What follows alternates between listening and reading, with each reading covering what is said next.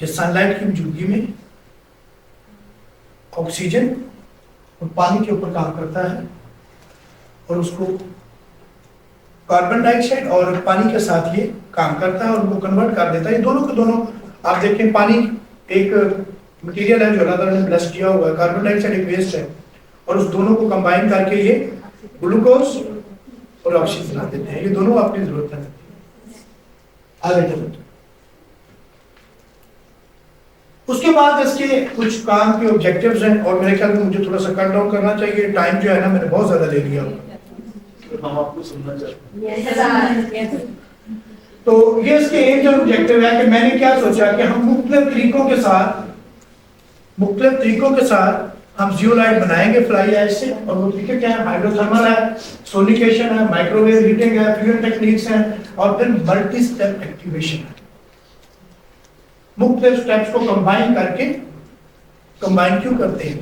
चूंकि इन जियोलाइट की जो एफिशिएंसी है वो सिर्फ कंपोजिशन और अरेंजमेंट के ऊपर ही डिपेंड नहीं करती, टाइप के ऊपर डिपेंड नहीं करती, बल्कि उनका जो क्यूरिंग प्रोसेस है वो भी उसमें कंट्रीब्यूट करता है। ठीक है, तो to evaluate the synthesised zeolite for waste water treatment, हम जितने भी जियोलाइट बनाएंगे हम उनको कैरेक्टराइज करेंगे। उनकी मॉर्फोलॉजी क्या है, उनके अंदर उनकी एलिमेंटल कंपोजिशन क्या है, उनकी कैटायन एक्सचेंज कैपेसिटी क्या है।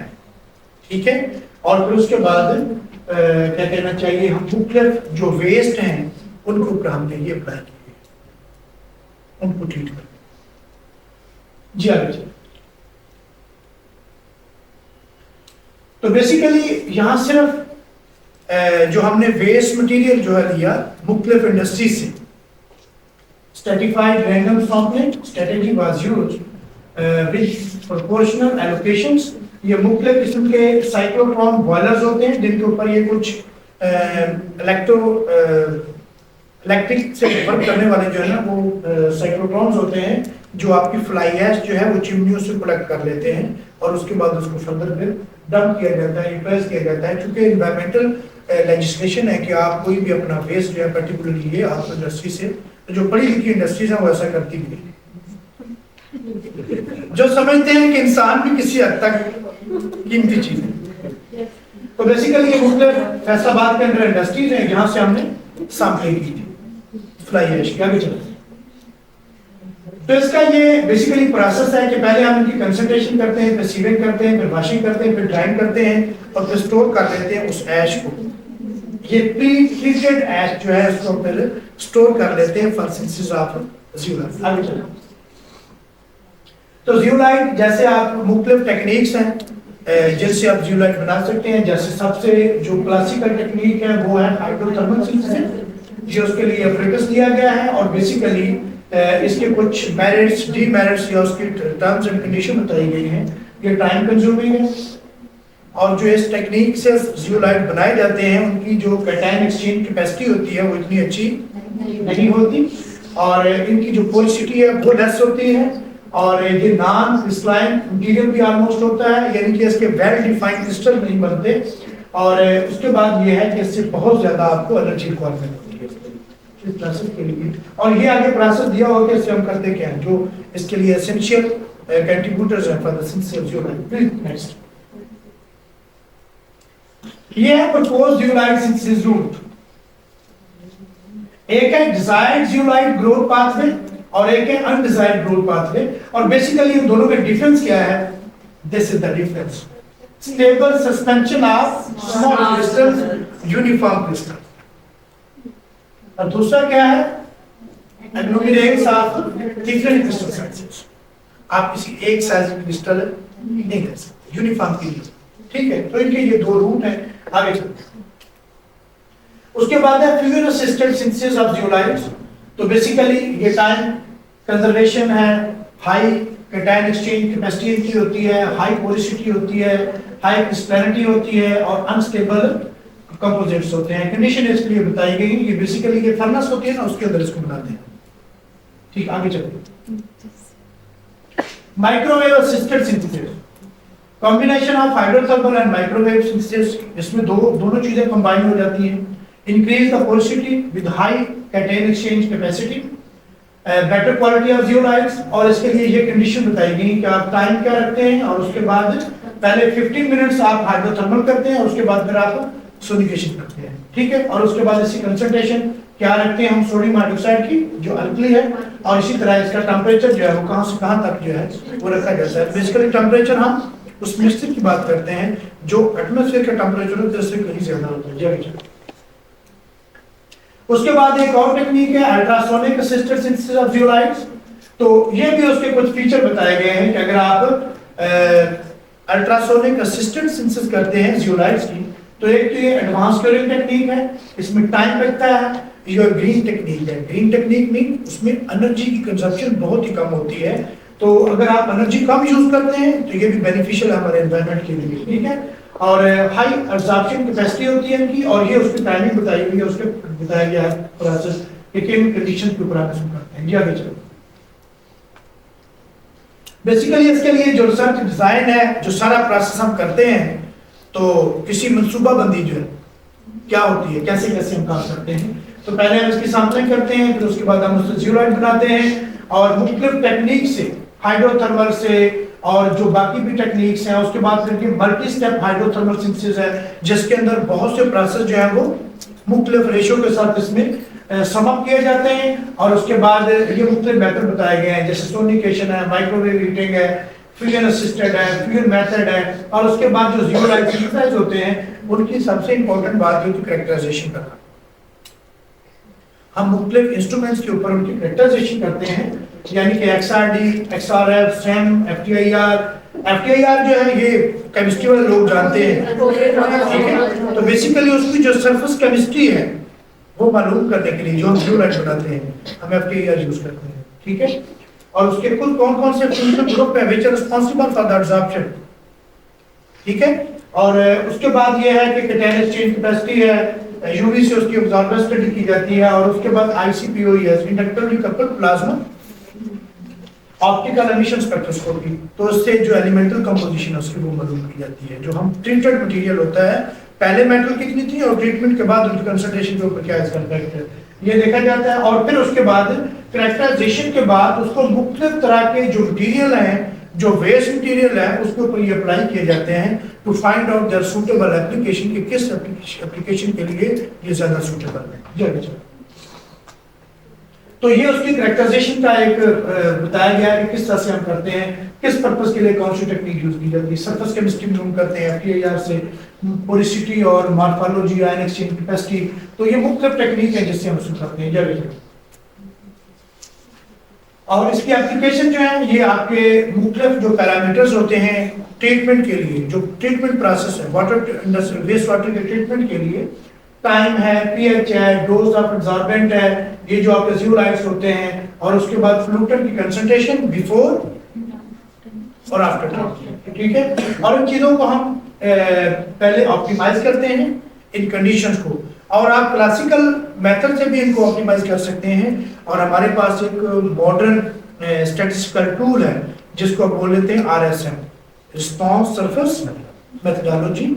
उससे आप क्या कहना चाहिए कि आपको बहुत ज्यादा एक्सपेरिमेंट करने की बजाय आप एक लिमिटेड नंबर ऑफ एक्सपेरिमेंट जो है वो लगाते हैं, और उसके बाद आपको जो कंक्लूजन मिलता है वो सम अप होता है, वो तमाम एक्सपेरिमेंट की आप कह सकते हैं कि निचोड़ होता है। फिर हम उन सेटअप कंडीशन के ऊपर जो हमें वो स्टैटिस्टिकल टूल से या टेक्निक से मिलता है उसके ऊपर हम दोबारा से एक्सपेरिमेंट रन करते हैं। ये आगे कुछ कंट्रीब्यूशन है, इसके मुताबिक बात कर रहे हैं कि ये geopolymerisation of raw fly ash to sodium zeolite for sequestration of arsenic in aqueous medium। Arsenic containing waste water जो है उसकी ट्रीटमेंट के लिए ये पॉलीमेरिक मटेरियल जो है जो हमने बनाया सोडियम जियोलाइट, वो उसके हमने अप्लाई किया, और उसके बाद ये हमारी पब्लिकेशन है Indian journal of science and technology. मेरे PhD का स्टूडेंट है तबस्सुम हुसैन, जो पहला नाम है जिसका, ठीक है, ये उसका आर्टिकल है। जी आगे चलिए।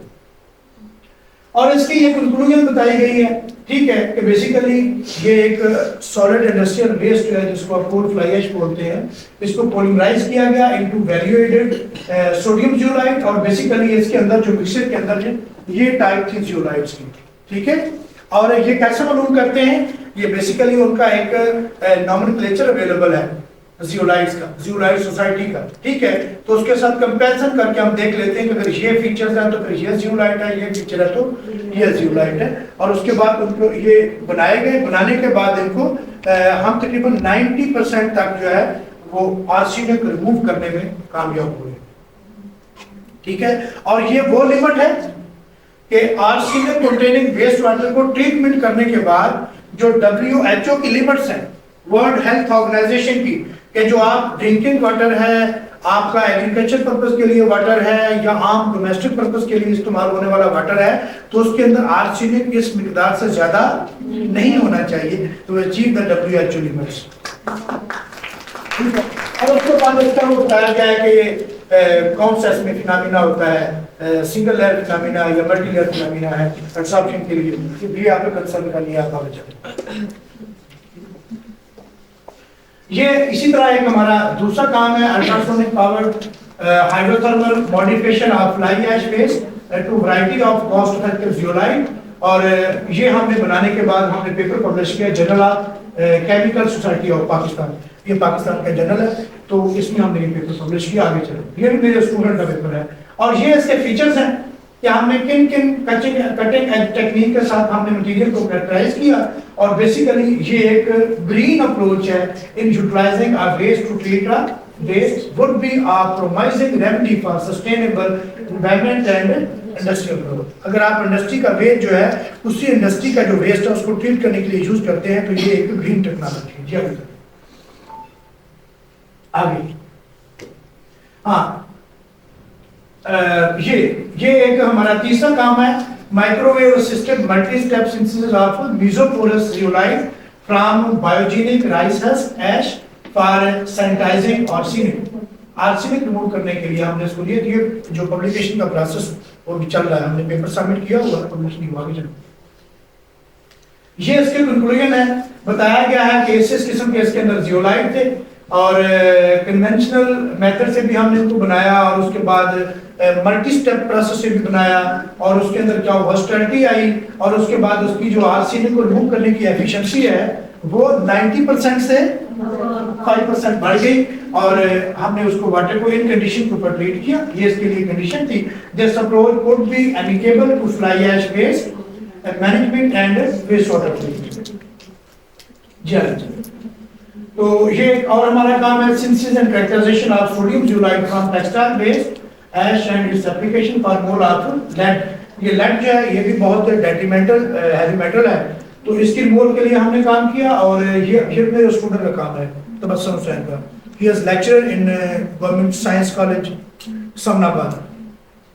तो ये हमने पेपर्स पब्लिश किया international journal of environmental research and public health और इसका कंक्लूजन पे बात करते हैं, ठीक है। तो बेसिकली इसके अंदर जो है वो हम एक तो मेटल चेंज होगी और ये हमारी जो फर्दर कंट्रीब्यूशन है उससे हम थोड़े से अपने टारगेट को आगे ले गए हैं, 95 से 98 तक चलेगा, ठीक है। तो जैसे जैसे आपके पास आप काम करते हैं तो आपके पास जो लिमिट है, जब आपकी फर्दर इंप्रूवमेंट है, एक आप काम कर लेते हैं ना, you are suppose to achieve something और उसमें जो फाइननेस लाने के लिए आपको मेहनत ज्यादा करना पड़ती है और फिर इंक्रीमेंट कम होती है। आगे चलिए, तो इसके मतलब बताया गया। उसके बाद ये हमारा 5वीं पब्लिकेशन कह लें या ये मेरा एक दूसरा PhD का स्टूडेंट है रफीक, वो असिस्टेंट प्रोफेसर है गवर्नमेंट साइंस कॉलेज समनाबाद के अंदर, तो वो मेरे साथ काम कर रहा है। तो बेसिकली उसने ये characterisation and recycling of raw fly ash dried through stem of Indicum sissinum as a proficient absorbent for chlorazole black E from wastewater। Basically ये डाई है जो आपके इंडस्ट्रियल सेक्टर के अंदर बहुत ज्यादा यूज होती है और उस वेस्ट वाटर को ट्रीट करने के लिए हमने ये काम किया और ये अभी पेपर जो है वो इन प्रोसेस ऑफ पब्लिकेशन है। चलिए ये कोरियन जर्नल ऑफ साइंस है और इसका कंक्लूजन ये है कि क्या कहना चाहिए, इससे हमने एक तो अब्सॉर्बेंट बच्चे बड़े अच्छे बनाए हैं और उसकी बड़ी अच्छी एफिशिएंसी रही है और 99% तक हमने ये इसका डाई का ट्रेड नेम दिया हुआ है, हम उसको रिमूव करने में कामयाब हुए, ठीक है। और उसमें दूसरा ये है कि आगे वो उसका कौन सा वो ऑर्डर फॉलो करते हैं, ये जो इसका एब्जॉर्प्शन ऑर्डर है, मैकेनिज्म है, उसके मतलब बताया गया। चलो आगे चलें। अच्छा जी, सिंथेसिस एंड एप्लीकेशंस, ये एक आप कह लें कि बेसिकली हम काम कर रहे हैं पार्टिकुलेट मैटर को टैकल करने, पार्टिकुलेट मैटर को टैकल करने के लिए। तो आमतौर पे जो आप अपना वेस्ट मटेरियल होता है, आपकी क्रॉप्स के रिमेन्स होते हैं, तो फार्मर उनको आग लगा देते हैं, ऐसे ही है ना? Yes sir. तो बेशक वो वेस्ट है तो उसको आग नहीं लगानी चाहिए। अगर आप उसको आग लगाते हैं तो एक तो पार्टिकुलेट मैटर जो है वो फिजा के अंदर एड अप होता है और जिससे तकवीत मिलती है आपकी स्मोक को, और इसके जो डेट्रीमेंटल इफेक्ट है मैं आपको बता चुका हूँ।